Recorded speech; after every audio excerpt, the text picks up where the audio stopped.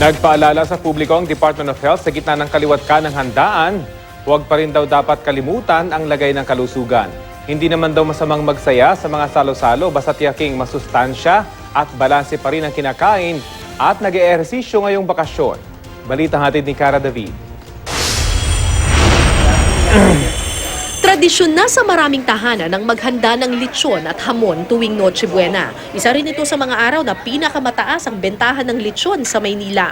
Pero ayon sa DOH, sa panahon ng Pasko at bagong taon rin pinakatumataas ang bilang ng mga isinusugod sa ospital dahil sa alta presyon at sakit sa puso.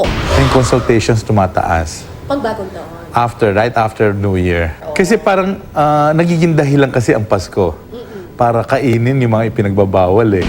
Dalawa na sa pamilya ni Virgie Pau ang namatay dahil sa heart attack. Kaya ngayong Pasko, iwas na sila sa lechon at bawas na rin sa mga pagkaing makolesterol. Ang handa nila, pinakbet, kare-kare, menudo at isda.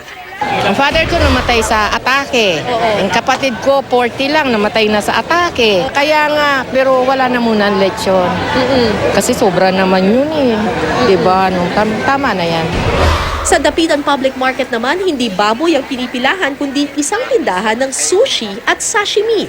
Ayon sa may-ari nito, bukod sa mas healthy ang sushi, habol daw ng mga customer ang malagkit na kanin at bilog na disenyo nito na pampaswerte raw sa hapagkainan.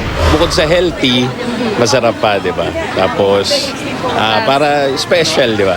Hindi ka naman palagi kumakain ng sushi at sashimi. Patok din ang lechon bread, isang tinapay na hugis lechon.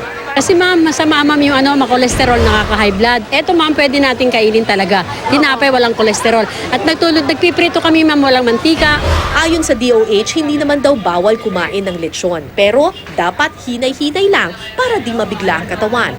At kahit bakasyon, huwag pa rin kalimutan ang ehersisyo. Hindi dahil lang kasi ang Kapaskuhan para i-challenge natin ang kaya ng katawan natin. Lalo na napapasobrang kain, tapos iba nagbabakasyon na, so nababawasan din ng exercise.